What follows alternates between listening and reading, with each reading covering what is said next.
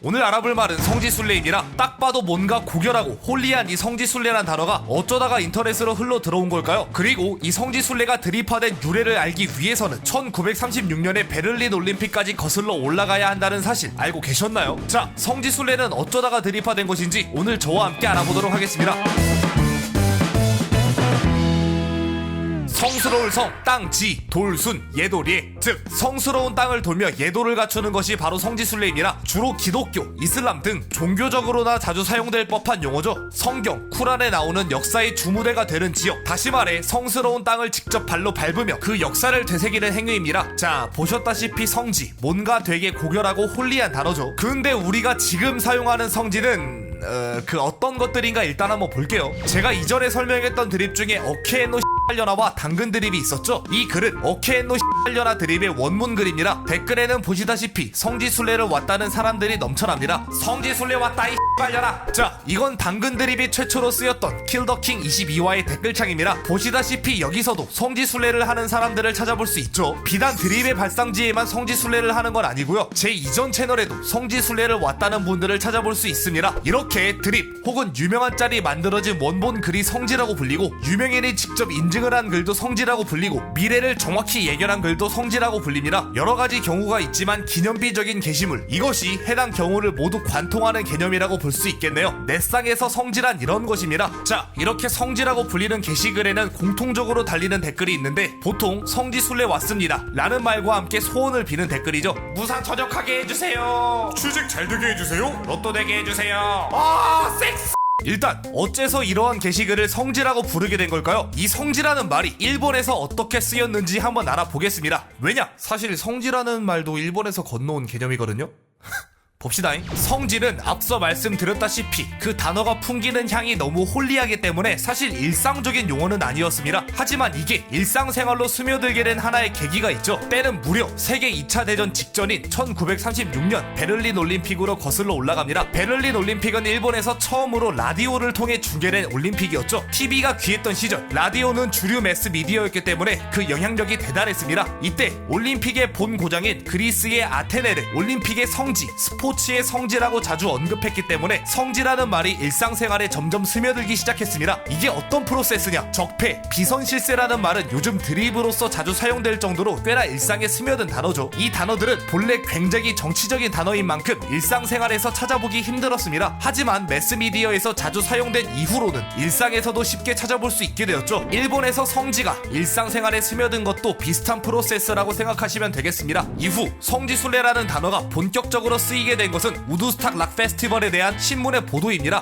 우드스탁이 뭡니까? 전설의 기타리스트 지미 핸드릭스를 비롯한 많은 음악가들이 참여하여 추산 40만 명의 관객을 끌어모은 그야말로 전설의 락 페스티벌이죠. 미국의 주간지에선 이 우드스탁이 개최될 당시 개최지를 찾아가는 행렬을 The Pilgrimage to Woodstock, 즉 우드스탁을 향한 성지순례라고 칭했습니다. 이 표현이 계기가 되어 특정 이벤트나 작품을 상징하는 장소에 모여드는 행렬을 성지순례라고 지칭하게 된 거죠. 이때부터 성지 그리고 성지순례라는 말의 홀리함이 상당히 옅어졌다라고 할 수 있겠습니다. 아니 근데 왜 굳이 일본을 들어 설명함? 이 일본이네? 진정하세요. 제가 굳이 일본의 사례를 예시로 들며 설명한 이유는 성지 그리고 성지순례라는 단어가 드립화된 계기가 메인 포인트이기 때문입니다. 자, 보세요. 우주소년 아톰의 작가 데즈카 오사무, 도라에몽의 작가 후지코 후지오, 가면라이더의 작가 이시노모리 쇼타로, 오소마츠상의 작가 아카츠카 후지오 등 유명 만화가들이 거주하던 목조 아파트 토키와 장이라는 곳이 있습니다. 명성이 워낙 자자하니 많은 사람들이 찾아오게 되어 사실상 관광지화된 곳이었죠. 1982년 이 건물을 철거하는 순간을 TV에서 방영했을 정도니 어느 정도인지 대충 감이 오시죠? 여기서 제가 성지순례가 어떻게 쓰인다 했습니까? 무언가를 상징하는 장소에 모여드는 행렬이란 뜻으로 쓰인다고 했죠. 이 토키와 장은 성지 취급을 받기에 뭐 하나 빠질 것 없는 장소였고, 이곳에 모여드는 행렬을 성지순례라고 부르게 된 것입니다. 여기서 더 나아가 성지라는 개념은 애니메이션에 등장한 장소를 지칭하는 말로 정착하죠. 혹시 우르세이 야츠라, 시끌별 녀석들이라고 아시나요? 우리나라에선 그 명석이 덜하지만 일본에서는 드래곤볼, 도라에몽과 거의 같은 급으로 치는 만화입니다. 시끌별 녀석들 애니메이션의 무대가 된 무사시 코네가이 상가에 찾아가는 행위가 유행이었던 적도 있었는데요. 이때도 그들 사이에선 이러한 행위를 성지순례라고 일컬었던 거죠. 이러한 문화가 오타쿠계에 제대로 정착하여 세일러문의 화천신사, 럭키스타의 와시노미야 신사 등 많은 곳이 관광지화, 즉 성지화되었습니다. 때문에 성지 그리고 성지순례가 일본 오타쿠계에서 본격적으로 드립화된 것입니다. 근데 제가 예전 영상들에서 말씀드렸죠. 업계 포상, 오펜무 등 일본의 드립이 바다를 건너 한국으로 넘어오는 경우가 꽤나 있다고요. 때문에 이 성지순례라는 말도 우리나라에서 드립으로서 사용하게 된 것입니다. 여기까지 성지순례라는 말이 드립화된 과정에 대해서 알아보았습니다. 해당 드립은 우리나라에선 인터넷상의 어떠한 게시글의 원글을 찾아가는 의미로 정착하게 되었습니다. 현재 넷상에서 성지라고 부를 수 있는 종류는 굉장히 많지만 영상에서는 4가지 정도만 설명드리겠습니다. 첫 번째, 댓글이 많이 달리는 경우 혹은 많은 사람들이 계속해서 찾아오는 경우입니다. 대표적인 예로는 2001년 DC에 적힌 글인 쿠키닷컴을 들 수 있겠네요. 아시는 분은 아시겠지만 원래 DC 사이드는 디지털 카메라 관련 사이트였습니다. 이것을 차용하여 쿠키닷컴이란 쿠키를 마치 카메라인 것 마냥 이야기한 글이 있었는데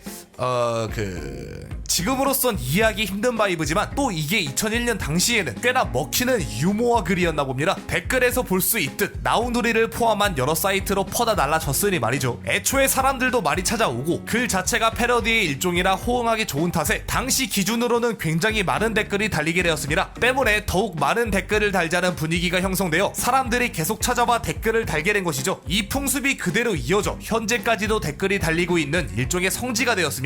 두 번째, 시대를 풍미한 띵작의 원글입니다. 2000년대 중후반 당시 인터넷에선 야인시대, 빌리, 콩진호, 뿌뿌뿡, 뚝배기, 빠삐코, 꽈찌쭈, 헥토파스칼킥, 비둘기, 빵상, 박대기 기자 등 일명 합성 필수 요소를 이용해서 하나의 작품을 만들어내는 패러디 합성물이 굉장히 핫했죠. 첨언하자면 이러한 문화를 계승한 것이 현재 유튜브에서 볼 수 있는 심형물입니다. 아무튼 이러한 패러디 합성물의 전설이라고 불리는 작품이 있는데요. 바로 2008년에 만들어진 빠삐놈 병신 디스코 믹스, 일명 빠삐놈입니다.